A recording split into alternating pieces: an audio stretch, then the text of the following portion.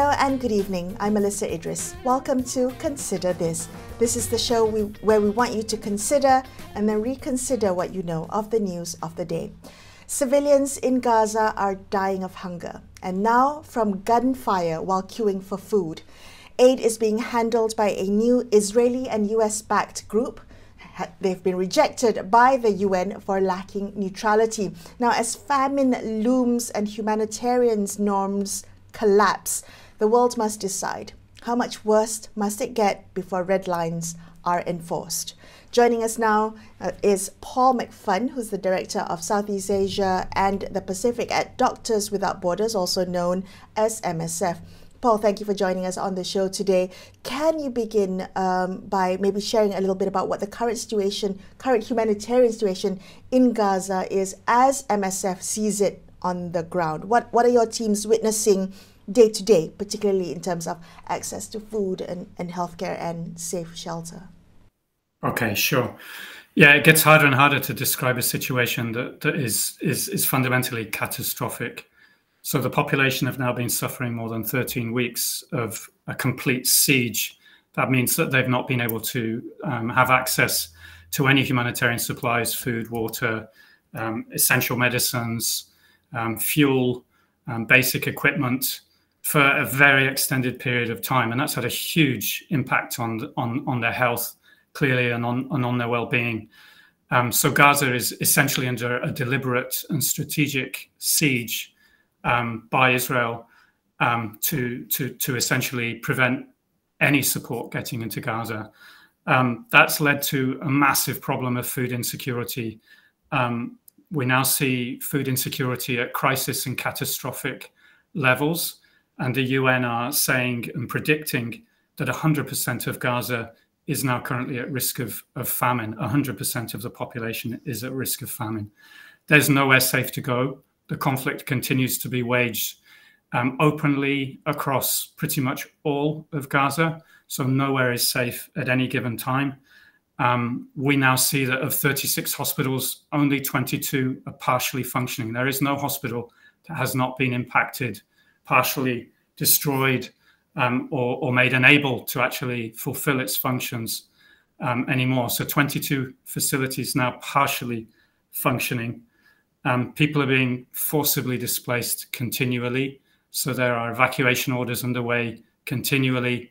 People are being moved time and time again. And we continue to witness mass casualty events. So whether that's at these new aid distribution centres or simply the result of the conflict which is being waged indiscriminately across an urban area where civilians are simply bearing the brunt of that conflict. Supplies for us are incredibly limited now. So in the medical facilities where we're working, we're rationing medication, we're rationing the use of supplies. We've reduced our services to basically the most essential life-saving surgical procedures, simply because we don't have the means or capacity to do more. We're even reusing surgical supplies because we just have such limited options.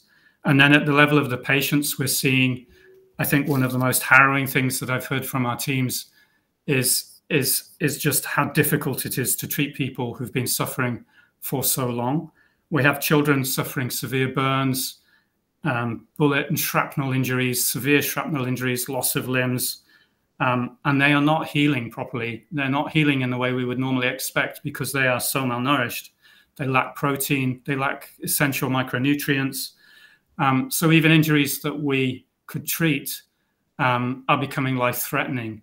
And these are situations, these are problems that these children will now bear for the rest of their lives. So talking to our teams, it's a horror, it's an abject horror situation that is just completely untenable. Right, and it has been going on for 13 weeks, you say, the complete siege on Gaza. You mentioned new aid distribution centres earlier, Paul. What is MSF's view of the US and Israeli-backed Gaza Humanitarian Foundation that controls these aid distribution centres? Yeah, we are completely against this as a model of delivery of humanitarian aid. This is an attempt by Israel to essentially feign some kind of compliance with international humanitarian law. So to state it's doing something that is fundamentally not doing. And then using these aid distribution sites, this approach as a way to forcibly displace people in what appears to us very clearly to be a systematic strategy of ethnic cleansing of the Gaza Strip. So these aid sites are coercive and militarized. Aid is conditional on your relocating to secure it in locations at the choice of the Israeli forces. Aid, most importantly, this results in aid not being distributed and directed to where the needs are greatest. So the most fundamental humanitarian principle, impartiality, to get alongside people with the greatest need, irrespective of who they are, their identity, religion, background, and provide them with their essential life-saving needs where they need it most. So what this means is that if you're the most vulnerable, you're elderly, you're sick, you're a woman with young children, the chances that you're going to be able to relocate yourself to one of these locations in order to be able to receive aid under extremely dangerous conditions it's a joke. It's simply not, it's not going to happen. So the most vulnerable are the ones that are going to suffer the most and have the least access to this model of aid. I would also say, make a second point, and that is that, there's a strong claim at the moment that this model will prevent the diversion of aid. And there's a claim that, allowing a free flow of aid into Gaza allows that aid to be diverted and used by Hamas and maybe others. And I would like to say that, this is a completely false claim. The issue here is not about the diversion of aid or the risk of diversion of aid. The issue here is 13 weeks of siege have starved a population. So, the humanitarian collapse we see right now is the result of a siege. It's not the result of a risk of aid being diverted. So bringing in small inadequate amounts of food into a situation that is currently so catastrophic, where the population is so desperate, is inevitably going to result in chaos. It's going to result in lootings. It's going to result in populations doing anything they can to get that aid. And this in and of itself is being used as an argument to say this is why aid needs to be militarized, because there's no other safe way to deliver it. All right, Paul, when you mention small amounts of aid, help me understand the GHF's aid distribution centers. There are only a few of them, and they are only providing small amounts of food, so meaning that we have most of the population of Gaza at the moment cannot receive this aid that's being distributed. So technically not a lot of aid. And what does it mean for aid distribution if the UN and other aid agencies who have refused to work with GHF, what does that mean in terms of practical terms for operations of other aid distributions in the Gaza Strip? Yeah, but this is where the situation is essentially so ludicrous. I mean, there is a system in place for the distribution of aid that can be done efficiently and effectively, and has been the practice up until now. That has been suspended. It's basically been made untenable for anybody to operate in the way they would regularly operate. And instead, we have this system of privatized, militarized distribution centers. There are multiple distribution centers. Only one is actually functioning currently. They're in locations of the choosing of the IDF. That means they're in locations where they want to drive the population to congregate, to collect. They're not distributed where the needs are greatest or the population is of the most density. So it's forcing people, and there are mass evacuation orders, forcing people to then travel to these sites to secure aid along what are so-called safety corridors. And we know, and you've seen this rolling out in the media constantly, that there is no safe way to cross from one location to another in Gaza. And hundreds of people have been killed and injured simply trying to do that. So yeah, what we see, what our patients tell us, is that they come under fire. They face huge insecurity. They feel that the act of going to try and secure or get aid for their family has become the danger in itself. So now there's a huge reluctance among the population to actually mobilize because they fear that in doing so they'll be targeted on that journey. Right. So this is a really pivotal point right now, and MSF is calling on Malaysia as ASEAN chair to do more, to push the bloc to do more. Can I ask you what exactly you're hoping Malaysia and ASEAN will say and do right now, as well as other countries around the world? Yeah, absolutely. I mean, the first thing I'd say is that MSF really commends Malaysia. It's been one of the countries that has really stood out, taking a strong leadership role, calling for a ceasefire, calling for unimpeded aid in Gaza, and this is highly commendable. What we want to say is that states, governments, countries like Malaysia, populations like Malaysia, they can go further.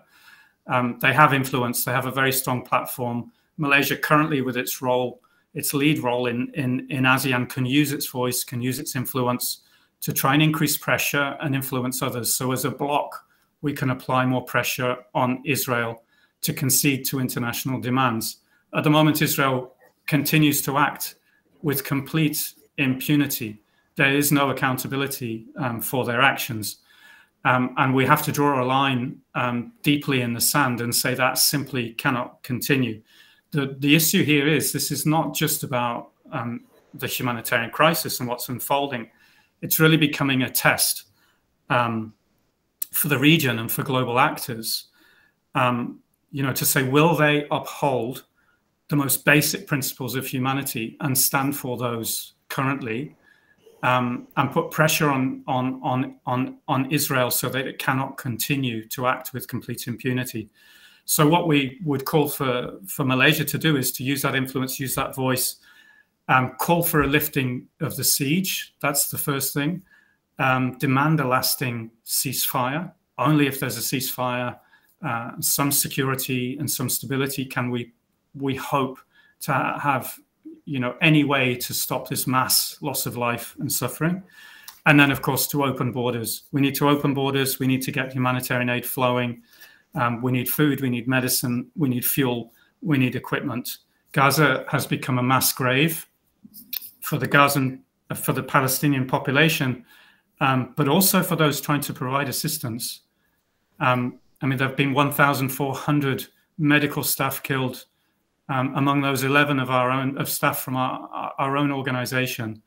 And so, yeah, this is why we call on Malaysia, on ASEAN, on other states to draw that line in the sand with us and say, yeah, enough is enough.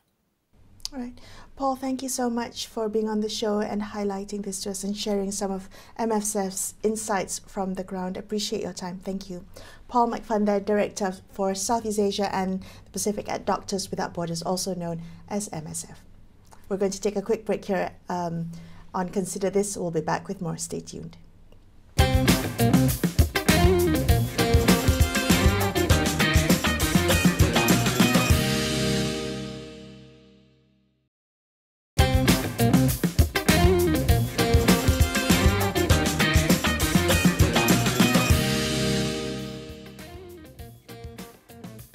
Hi, welcome back to Consider This. I'm Melisa Idris. France and Saudi Arabia are set to co-host a major UN conference later this month, aimed at reviving momentum towards a two-state solution to the Israel-Palestine conflict. Now, the diplomatic push comes as global outrage mounts over Israel's use of starvation as a weapon of war in Gaza. Will this renewed diplomatic push lead to meaningful pressure and put a stop to this crisis, which is unfolding in real time? Joining me on the show to discuss this further is Professor Dr Nazari Ismail, who's the director of the Hashim Sani Centre for Palestine Studies in Universiti Malaya. He's also the chairperson of BDS Malaysia. Prof Nazari, always a pleasure to have you on the show. Thank you so much for joining me today, talking about the UN-backed summit later this month. So it's been said that France, which is co-hosting the summit with Saudi Arabia, they've been said to be lobbying Western nations, including Australia, including the UK. And it is at this summit that France is reportedly gearing up to unilaterally recognize Palestine as a state at the summit. Can I ask you what you make of all this? How important is the recognition of Palestinian statehood by these countries? Thank you. First, thank you for having me. I think it is very, very, for me, very tragic that the international community is talking about two-state instead of talking about the need to end the genocide in Palestine now. We know that more than 55,000, these are official figures, of Palestinians have been killed, mostly women and children, and they are still being killed. So the focus should be to stop the killing, basically, right? And we also hear of the latest news that some of these Palestinians were killed while they were trying to get food. They were queuing to go and get food, and they were killed while they were trying to get food. So they were in a very difficult situation. If they don't go and try to get the food, they will die of hunger. Their children would be dying of hunger. But if they go and get the food, they may not come back alive, and the children will lose their parents and so on. So you can imagine how tragic the situation is, and the international community should be now punishing Israel for committing these horrific crimes, basically, right? So for me, the discussion on the two-state solution shows that the international community seems to be living in a make-believe world. They seem to be completely ignoring the genocide. They simply don't want to discuss about the genocide, about the suffering of the Palestinians, and talking about this state, but which, by the way, has proven to be ignored and opposed by the Israelis since the Oslo Accord. The idea came officially, actually the idea started before that, but the Astro Accord came up with the idea of two-state solution, and that was 30 years ago, and Israelis have been doing nothing about it. Immediately, the year after the Oslo Accord, Rabin, the prime minister at that time, he spent, the government under him spent 600 million on new roads in the West Bank. That shows that they had no intention to allow Palestine to set up their own state, because they were actually reinforcing their presence in the West Bank. And then they built settlements after that, settlements after settlements, and they increased the presence of settlers from few hundred to now almost 700,000, almost 100,000 settlers now. So they had no intention to allow a Palestinian state to be established. Instead, they have been grabbing more lands, killing more Palestinians, making sure that the Palestinians' life in the West Bank and also in Gaza to be so horrible that they would have no choice but to go and leave the country. So that was their plan all along, and which is part of the Zionist strategy to take the land of Palestine for a Palestinian. So, and people are still discussing about something which Israelis have no interest in. So that's why I think there is something wrong with this leader of the European countries and other leaders who are discussing about this. Okay, so help me understand, because I think a lot of these world leaders, they tout the two-state solution as a concrete step, or as the first step for peace within the region. Are you saying that anytime the two-state solution is brought up in the world stage, at the global on a global platform, that is providing cloud cover for Israel to commit genocide? To me, it's just a cover. It's just a tactic to give more time for the Israelis to grab more lands and to kill more Palestinians. It's just an appearance of being concerned, but in reality, they are not concerned. So it's like a tactic, a delay tactic, which will allow the Israelis to build more settlements, to grab more land, and to make the whole idea completely unfeasible. So and basically trying to force the Palestinians to give up the idea of their own state, and also to give up the whole of their presence in Palestine. That's what the objective is. Unfortunately for them, the Palestinians are not going to give up. They have been struggling for decades now, and they have no intention to give up. And therefore, unfortunately, the killings will continue. All right. So what do you make of this UN conference that's being co-hosted by Saudi Arabia? So, well, I don't understand why the Saudis are also getting involved in this. I think, for me, behind it all is that are the Americans, the American government. That is the official policy of the American government. So, if you don't want to be opposed to the American plan for the region, for Palestine, and for the presence of Israeli strategy, so if you don't want to oppose the Americans, you go along with what the Americans say. The Americans' official policy is two-state, even though they are not doing anything about it, but there's official policy. So if you talk about this two-state, then you are in line with the Americans. If you are in line with the Americans, then the leaders probably are thinking then they will not get into trouble with Americans. So nobody wants to get into trouble with Americans, because as we know recently, if you get into trouble with Americans, then they can impose tariffs on you. They can talk about sanctions against your country. So nobody wants to be in trouble with the Americans. So they talk the language of two-state solution, which they know is not going to solve the Palestinians' problems or the injustice in Palestine. Okay. Well, what do you think about the mainstream conversation then? I mean, I know official lexicon is often different from public discourse, but when you think about mainstream conversation, do you see momentum growing, particularly among younger or global South populations, to rethink this language of the two-state solution and to think about the Palestinian cause beyond just statehood? Yeah, I think the public at large, there are different groups. Of course, there are some who are very well versed, who study the history of Palestine, the history of the colonial project, the Zionists, European Zionists in Palestine. They know, then they know. If those who really understand the issue, they follow the history, they know that when Zionists came from Europe, they had no intention to allow a Palestinian state to take. They know that the Zionists came in order to take the whole land. They understand that. And they also know that in 1967, the Israelis, the Zionists intentionally attacked in order to get more land. That in 1947, they were a minority, but they were offered, the UN gave them 50%, which is not justified. And then they were not satisfied. In 1967, they grabbed more land and took control of 100%, basically, of Palestine. So those who understand this issue know that this talk of Palestinian statehood and two-state solution is actually a waste of time. Those who really understand this, they know that the Zionist project is, they want to grab the whole, everything, including basically, if we listen to what Smotrich and some other ministers, they are talking about having even part of Lebanon is supposed to be Israel, and also part of Jordan is supposed to be inside Israel as well. So those who really understand know that the Zionists have got no intention. So they are not. They find this two-state solution discussion to be completely ridiculous. But some others who are not so very well versed will be confused. So they will be thinking that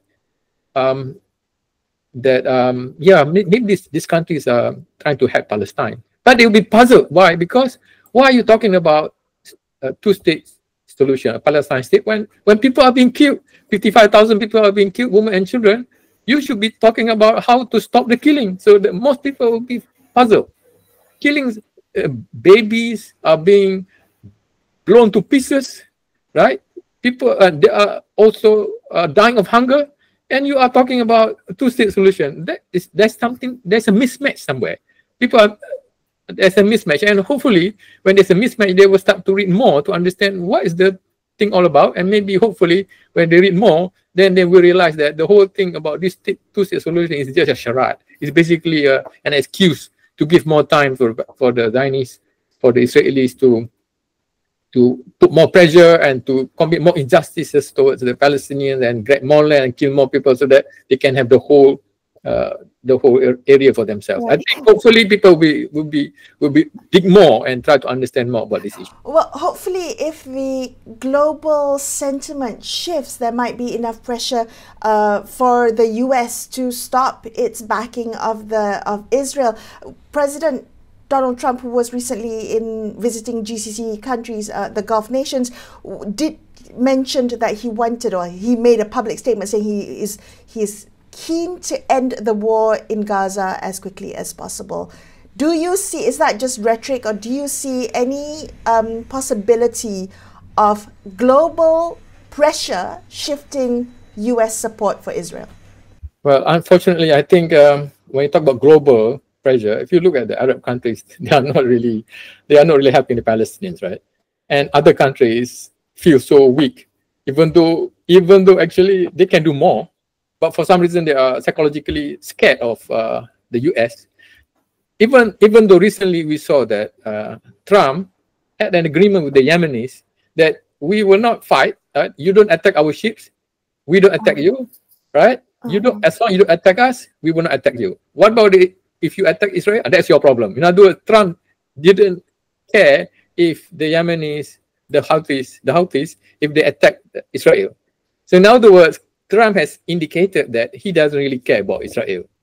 So by right, that message should be absorbed by other countries to say that Trump don't really care about Israelis.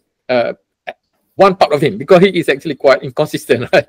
But one of his stance is that he doesn't really care. So in the case of Yemen, that is very indicative that he had a separate negotiation with the Yemenis and said, okay, we will not fight each other, but you and Israelis, that is your problem, and Israelis. So that aspect of him should give an indication to other countries that they can actually put pressure on Israel and don't really have to worry about Trump. Trump don't really care about the Israelis. That Trump actually really cares about what Americans are thinking about him, the American public.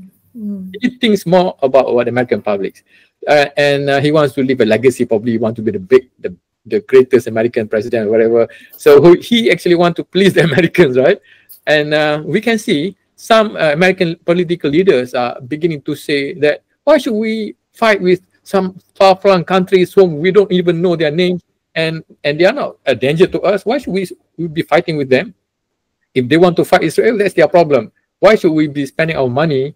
Marjorie Greene, I think one of the Republican leaders, she said that, and Trump didn't do anything to her, and actually the American public also were supportive. Some of the American public were supportive of her as well. So in other words, the American public is actually now getting fed up. They are saying that why should we be spending our money? We are suffering. Many people are homeless, right? And the American government is spending more on Israel rather than to help the Americans who are homeless, who find rental so expensive, houses so expensive. They have to live in cars, they have to live in tents, and therefore, I think what's going to happen is not the global opinion, more of the American public's opinion about the issue, especially among the young. And the young have got many more years left, and they are getting angry, and their future is also quite uncertain. Many do not know whether they're going to get a job later on. Even if they graduate from university, life is very difficult over there in the US. Cost of living is very high, and they say if cost of living is so high, why are we trying to solve the problem of Israelis? Why should the government should focus on solving our problems, especially in terms of money, right? And they found out that billions and billions are being used to fund the war, to weaponize, to provide weapons to the Israelis. So I think it's not the global opinion, more of the American public's opinion. And alhamdulillah, they are reading, because after October 7, before that they were very ignorant. But the October 7 operation by Hamas was so radical, was so we started so many things, including the genocide now. So they wanted to know what's happening. And before that, they didn't know. There was some other important news, but the October 17 made them dig further into the issue. And I know of I have some American friends who started reading, and then they found out these people in Israel are foreigners. They came from Europe. They found out, for example, they were quite shocked. They said, why are they trying to take Palestinian land? And they are not even from that place. They are all from Poland, from somewhere, Hungary, and then they started talking about as if they own the land. Right. So the American public is saying this is ridiculous what is happening, and I saw the poll saying that more than half of the young people, even among the Republicans, even among the evangelicals, which are the strong support base for the Israelis, they are also now opposed to Israeli policy. So I think in the future, I can see the trend the trend is very fast now among getting stronger among American public, especially among the youth, that they say that what's happening in Palestine is injustice. The Palestinians are victims, and we must do something about it. And we shouldn't be allowing our money to be used to kill women and children. Prof Nazari, thank you so much for speaking with me. I appreciate your time. That wraps up this episode of Consider This. I'm Melisa Idris signing off for the evening. Thank you so much for watching. Good night.